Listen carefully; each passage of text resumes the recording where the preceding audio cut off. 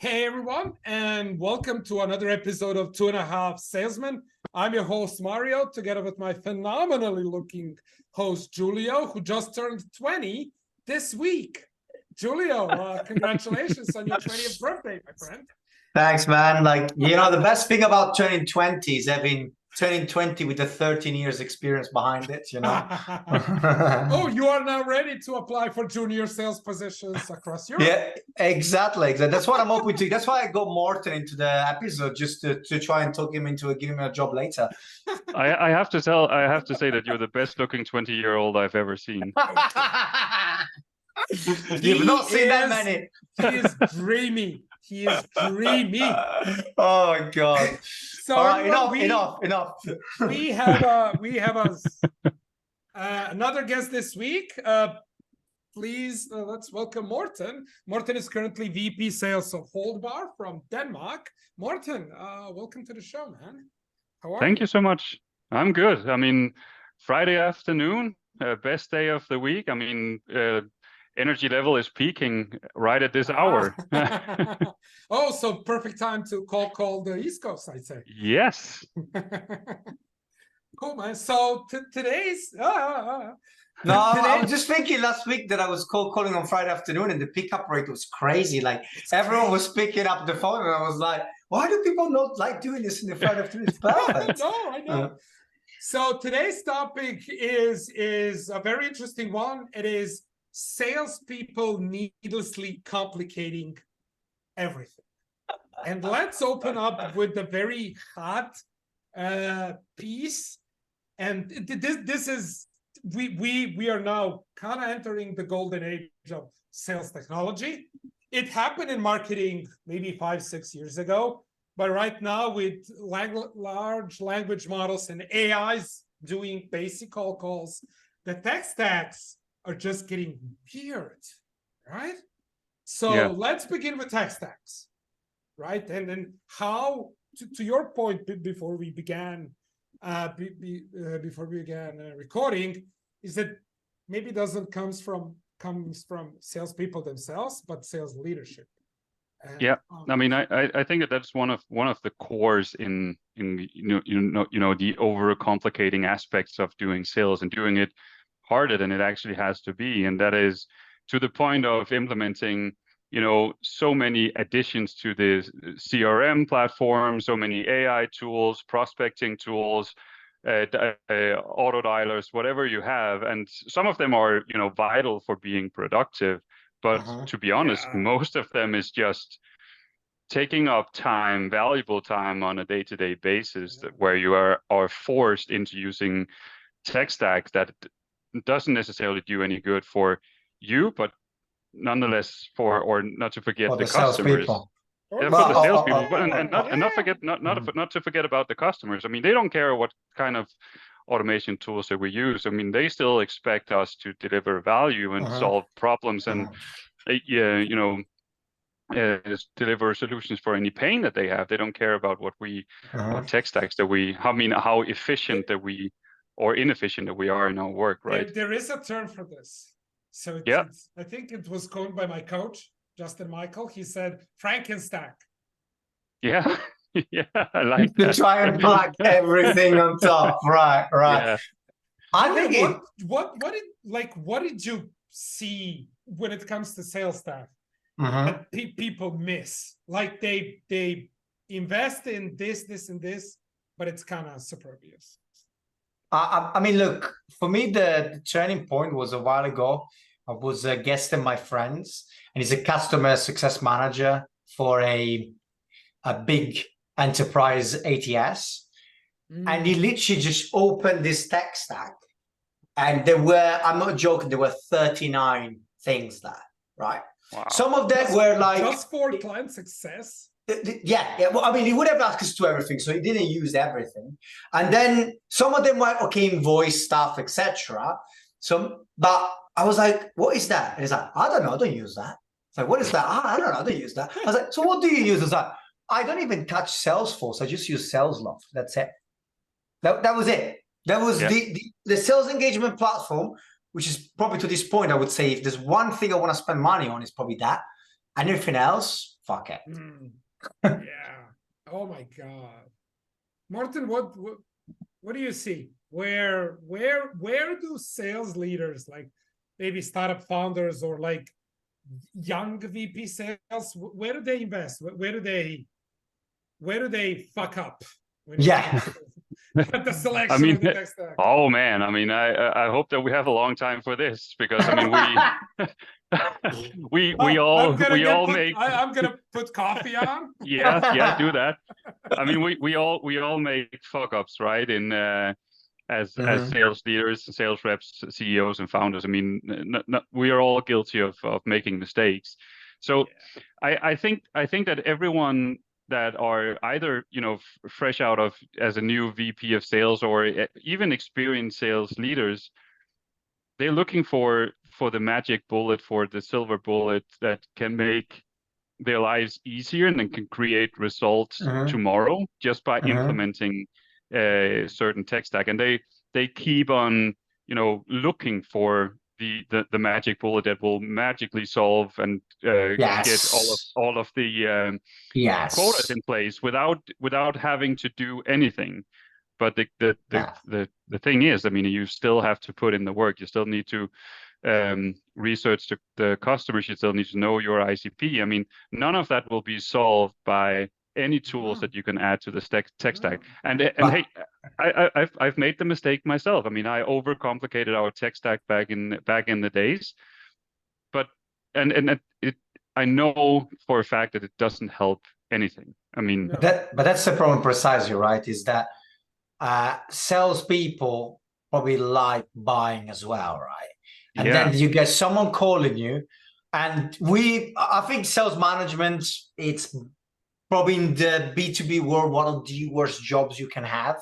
Generally stressful, you deal with a lot of bullshit, people lie to you. So I think when you got someone calling you up and thinking like, I'll take this pain away, they're like, oh yeah. And they forget the fundamental problem is that salespeople don't like processes. So whenever you try to get them to implement anything, it's going to be a work anyway, right, Mario? Like, I mean, it's in the end, we all think, or we all believe, that the shiny new toy will solve our problems. And Monty says nothing beats hard work. Nothing beats getting that list, putting it in a dialer, and actually making phone calls. I saw a discussion on our favorite platform, LinkedIn, where a guy from a company basically said, oh, we have automated the sending of prospecting emails completely, no SDRs required. And I'm like, oh, okay. Was this the guy from Berlin where Christian commented yesterday? Yeah, that was the guy. I saw. That was not such a bad post. I think Christian was a bit too harsh there, but because the tech was good. Tech was better than the usual setup. And okay, fine, right? So you've managed to hack it. You managed to put something in, but if you don't teach, especially younglings like the Padawans, how to write prospecting emails that actually convert, like, what the hell, people? Like, they will not know how to communicate with a client. They will not know how to communicate value, especially if you are either calling or emailing the C-suite, like either leadership, so CEO, or the CFO. By the way, CFOs are getting more and more involved in every deal. It used to be only 100%. enterprise grade. Now it's even lower than that. Okay, but I would say, because look, we could bitch more about tech stacks for a long time, right? And to be fair, there's so much spending going on there anyway. Yeah. I think the other hot topic for me is overcomplicating the value proposition, or the pain points, right? So like, let's start with you, Morten. So what was the things that you've seen that are, you know, the most complicated bullshit that you've encountered in your career? I mean, I would have to say that, I mean, I have seen my fair share of playbooks where it's simply just overstated the amount of information that you need to have. You need to check 21 bullets of research, read whatever is on the Yeah. on the customer before you can even make a cold call. Instead of just picking up the phone and learning stuff from them as you talk to them. Ask intelligent, thoughtful questions where you actually have a conversation. So I think that there is like an overthinking of what it takes to actually get a conversation going with someone. It doesn't have to take much. I mean, you know your ICP, you know your industry, you know your product, probably know the competition. What else is there to know? I would actually argue that even that's too much at the beginning, because I've seen onboardings with like 2 weeks of product, and I'm like, look, they're never gonna have the founder's knowledge. Never. Doesn't matter how much studying they're gonna do. So like, yeah, but I think, Mario, we talked about this a lot. Anyway. Yeah, I know. It's especially for the top of the funnel guys, the cold callers. And we did talk about sales onboarding, right? And this is where the overcomplicating usually happens, as Morten says. The shit that gets put in the playbooks is just, as you say, mental, right? But if you are an SDR, right, if your job is to cold call, the only onboarding you need is onboarding to a problem. Yeah. You need to understand what is the problem, how much and it how hurts, you talk about it. Yeah. How do you talk about it? Maybe pick up some industry jargon. You have Chat GPT for that. Give it a prompt and say, this industry, what if I'm gonna call, what are the 10 most common terms that I could use so that I sound like an expert? That's like a prompt that you can use and it will spit out. And as Morten says, just begin calling. That's it. I think like my general tip is you just start with the low priority accounts, the ones that if you get a meeting, great, maybe we'll do something with that. If you don't get a meeting, who cares? And then like you can just cut your teeth with that. I don't know if that's something that either of you has ever done with their onboarding. I would, so for the way I would structure it is my most experienced guys. So my best people will get the best accounts and best leads. Meaning, based on all of the signals and all of the criteria that we've put in, most likely to close. Because I want my best guys, who are the champions, who are my closers, to close those fucking deals. When you come in, as you said, you will get a kind of your pick of the litter. Go out and prove yourself. If you do anything, I am happy, but you will learn. You will make mistakes that are not costly. And then once you get better and better, you will get better leads and better accounts. Morten, what have you seen? I mean, you beep yourselves very hands-on, so I'm sure you've done this quite a lot, right? Yeah, I mean, it also depends on how you structure your sales organization. I mean, how is the territory, excuse me, how is the territory divided? I mean, is it a very vertical approach organization structure that you have? Then I'm doing 100%, as you said as well, having tier 1, tier 2, tier 3 accounts, and then you work your way up from the bottom. So you get the knowledge. And I even think that, to your point earlier, Mario, that you don't need to be in a position where you can sound as an expert.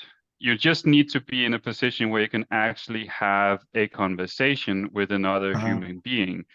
Sounding like an expert is putting too much pressure on your team, on your reps, setting expectations on a level that will, never be achievable anyway.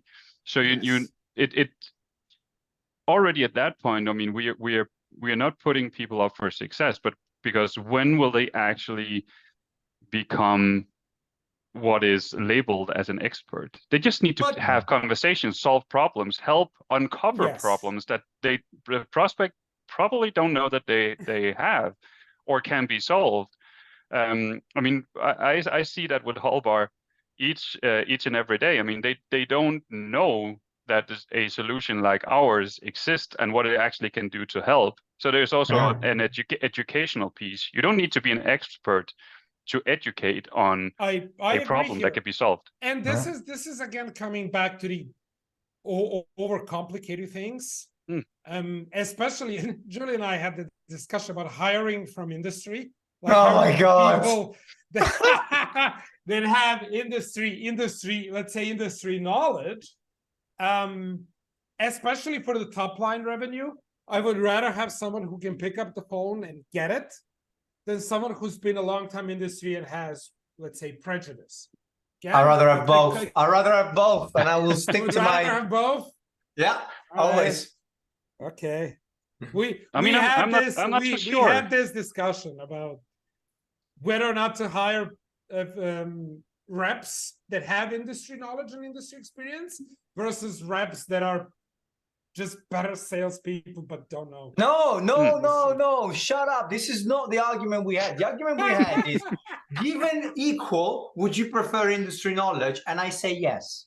Okay. This is very simple. Given equal, two good salespeople, one is going industry knowledge, the other one doesn't. Of course, I pick the one with industry knowledge. Period. All right. That's my argument. So I get that. Don't put words on me that I haven't said. I can just tell you a story that one of the most successful sales reps I have ever worked with came from a background studying. I think that the direct translation to English is theology, so it's studying to be a priest. Nice. And he went into software sales and he crushed it. But the level of empathy, the level of curiosity, the level of, so the mindset that he had, that just came natural to him. I mean, he excelled everyone with maybe it was just getting tips from God. You know, maybe it was just direct line with God. You know, like that's easy. That's cheating. Maybe. Gods. Or gods. Or we gods. Don't yes. know. We don't know. Yes. God or gods. Like, let's be inclusive. Let's be inclusive. Let's be inclusive. This is a very inclusive podcast. Absolutely. We had zero. We have one female in 27 episodes so far. We haven't been very good at that, to be fair. No. Anyway, okay. So we discussed the two big ones. So we got the tech. We got overcomplicating the offer. So I'll ask you both differently. Overcomplicating the playbook. So the onboarding of the reps. Yeah, but okay, that's one for the sales leaders, right? Let's thinking about your SDRs or your AEs. What would be the first thing that comes to your mind? Morten, we can start with you. That people just tend to overcomplicate all the time. Oh, I have the answer. On the SDRs? Yeah.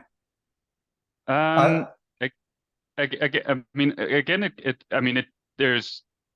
I don't think that there's one answer to this, but I would again start with that they need to have too much knowledge in order to do their job. They need to know their ICP. They need to know the pains that they're solving, and they need to be able to link customer cases with the problem that they are solving, so they can create examples for the people that they're talking to. And of course, they need to have some sort of product knowledge, but they don't need to be experts by any means. So they're overcomplicating their actual job, you mean? Yeah. Well, okay. Or they are getting prompted to overcomplicate their jobs because they are doing. I mean, that's an entry-level position. They're doing what they are told to do. True. I would say if we go even granular, is that most reps, if we're talking about overcomplicating, it's writing prospecting emails. So what every rep, a little bit of experience will do when they begin a new job is that they will take on this onboarding. They will open up a Google Doc, and then they will write a 6 or 7 email sequence with emails this freaking long. Yeah. Okay. That's fair. I would have gone even worse than you both. I think I would have just said prioritization.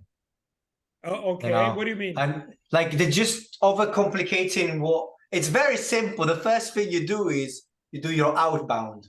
Yeah. No matter what your company structure is, the first thing you do is the outbound, right? So you Yes. prioritize creating opportunities, and then everything else comes. Instead, like there's this, oh, perhaps I should be doing this, which is procrastination as well, I guess, right?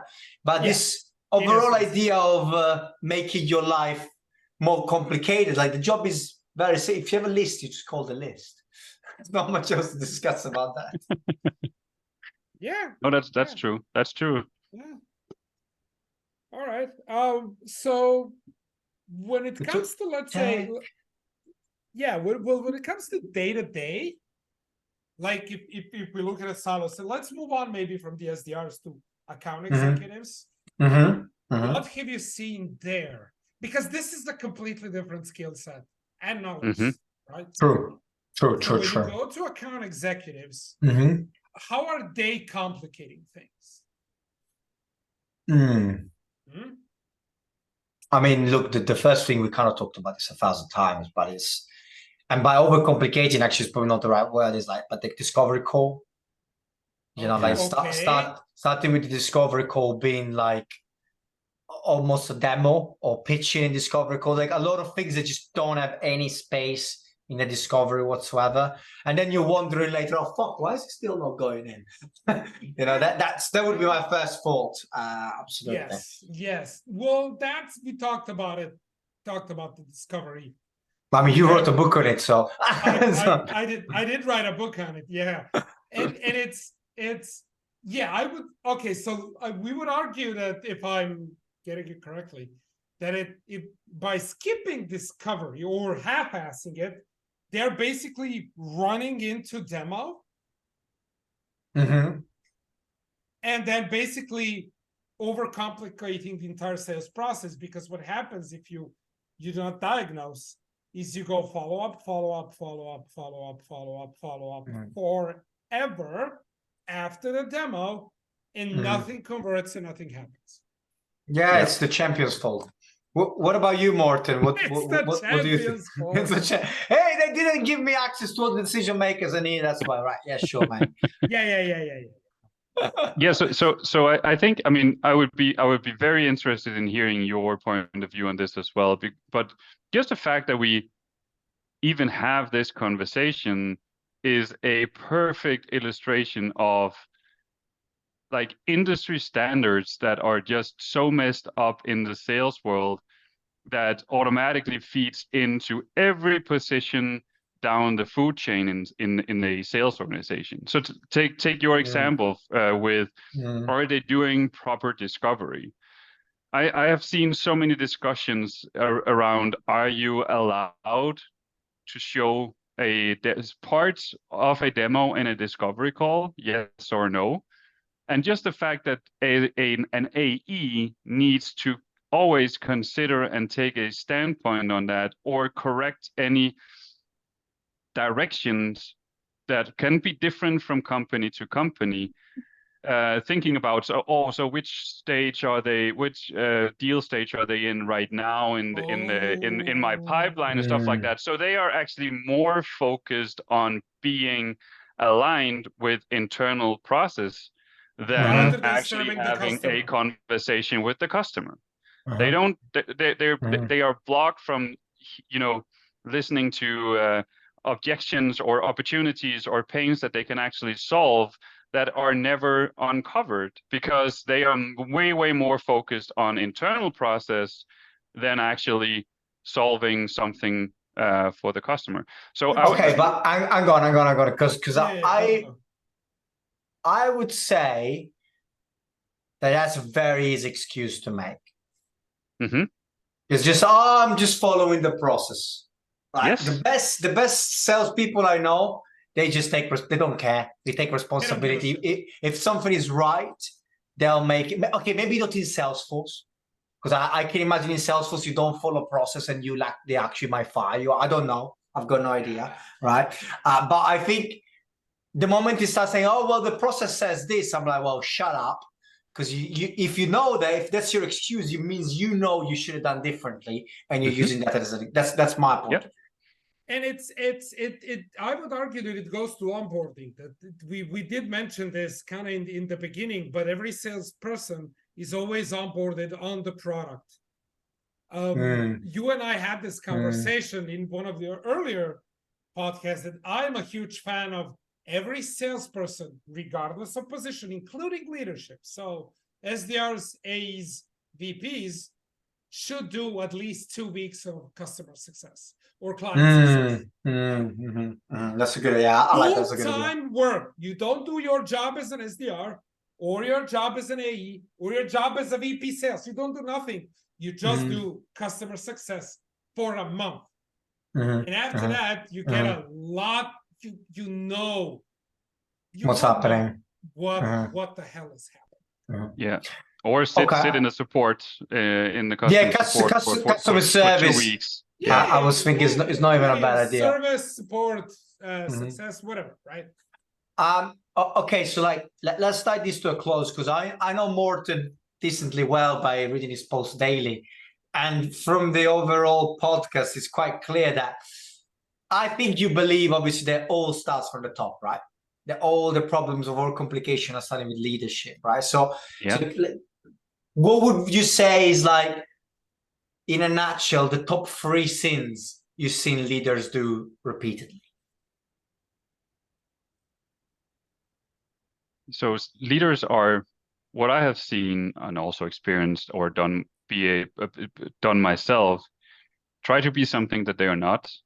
Adding too much, I mean, looking for the silver bullet, adding tech stack to solve the issues of the performance in the company, and setting too high expectations on the team. Not necessarily in terms of quotas and stuff like that, but just I have seen some setups where the amount of properties that needs to be updated in Salesforce or HubSpot is just beyond me. I mean, what purpose do they serve other than automations or reporting for internal purposes? So okay. I think that is kind of like 3, I wouldn't necessarily call them deadly sins, because I have never seen, I mean, I know that sales reps can hide behind, as you said, Julio, they hide behind excuses that, well, the process says I need to do this. But there has never been any sales reps that have come up with solutions and proposed them to me that would make their life more complicated. They always try to do the opposite, right? That's a very good point. That's a very good point. And to Morten's point, Julio, you said the customer success friend that you kind of had a conversation. Oh, I just used 1 out of 39, right? Just right? No one needs that amount of tech. No. That phrase, though, I think that phrase is the golden phrase. You know, no sales rep has ever come to me with solutions that will make their life more complicated. That's a very good phrase. Let's just kill 90% of our tech stack. I genuinely, I mean, I'm trying to think. I mean, there are sometimes when it comes to you with a suggestion, which is like, oh, maybe we should do this, and I'm like, no, that's not. But it's usually a not very smart suggestion, not like let's make the process more complicated suggestion. No. Sorry to interrupt you, but I would also just, I mean, one of the root causes, I've been talking about that on LinkedIn for some time now, and I have been, using all of the excuses myself in the past as well. But when you, as a sales leader, are coming up with ideas, doing implementations of additions to the playbook, new messaging, whatever the case is, and you are never on the floor with the sales team, so you don't know how it actually feels. If you just do that one thing with a high enough frequency, then you would never, you would know where the thing is broken. Yeah. Most VP sales are not hands-on. Most VP No. sales. Most had founders, like a lot of founders are hiring a sales team to, like, I've actually been recently surprised by one of my clients is like, I want a cold call. Yeah. I know I can book meetings. I know I can do, and and I was like, I'm proud of you, but not that many want to. No.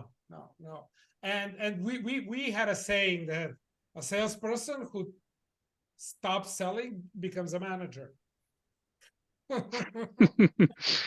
That is very spot on too. That is very good as well. That is very good. I like that. Cool. It's So a good point. let's wrap it up. So we usually, Morten, at the end of the podcast, we do two things. Number one, we kind of end sentiment and like closing arguments, and then we will give you 30 seconds to do a promo of whatever you want to do. Yeah. So Julio, last thoughts on complicating life? I mean, look, we kind of talked about all the scales. I will have to agree with Morten that it generally comes from leadership. And I think walking the floor or walking the talk is probably one of the best things that any leader could do. So I really like that. And I want to repeat the phrase, no sales rep has ever come to me to make the process more complicated, because that's a very strong I truth am in that. seeing you making this into a That's gonna be a post. That's gonna be a post. Yeah. Post and then the poster, and then you fucking sell it on Yeah, I think so. I think so. Yeah. For me, it's those things, but salespeople, especially if they don't have enough training, tend to overcomplicate things that don't require human touch. So if you are forced to do calls, you would, tap. But if you don't have any training, your emails just become longer and longer because you don't know how to write them. Your LinkedIn messages just become block of text. Your research, as Morten says, 21 points that you need to go over when you're doing research into account, which is just fucking ridiculous. Right? So things that don't require human interaction tend to complicate. That would be my takeaway. Yeah. Morten? Yeah, I mean, as being the last one, I'm probably going to repeat a lot of what you guys said, but I would also say, I mean, as a leader, you have the full responsibility if the team is overcomplicating things. I mean, you cannot necessarily put the responsibility on the rep, and there is just a default tendency to want to overcomplicate things and make it a very complex, very big setup that you have, because then you look smarter, something like in that range. But the more simple you can create the approach, the more adaptable your go-to-market playbook is going to be, the smarter you really are, because it doesn't have to be complex to be good. Simplicity is good. Yes, I agree. Cool. Yeah. Well, Morten, thank you so much. It is now your 30 seconds to do a shameless plug. And as every guest, we will put your LinkedIn into the description, and our viewers can connect with you on LinkedIn. Please make sure to follow Morten on LinkedIn. So 30 seconds, go. Thank you. I would say, I mean, Hallbar is a startup that helps what we call experience operators. So that is people like doing scuba diving courses, surfing courses, air balloon trips, and stuff like that, with a administration and booking platform system. So if you know any experienced operators out there who is lacking that, please take a hold of Hallbar. I mean, we are here to help you make your life easier. Nice. Thank you so much. And everyone, thanks for watching. And until next week, have a good one. Thank you for having me, guys. Bye. Thanks.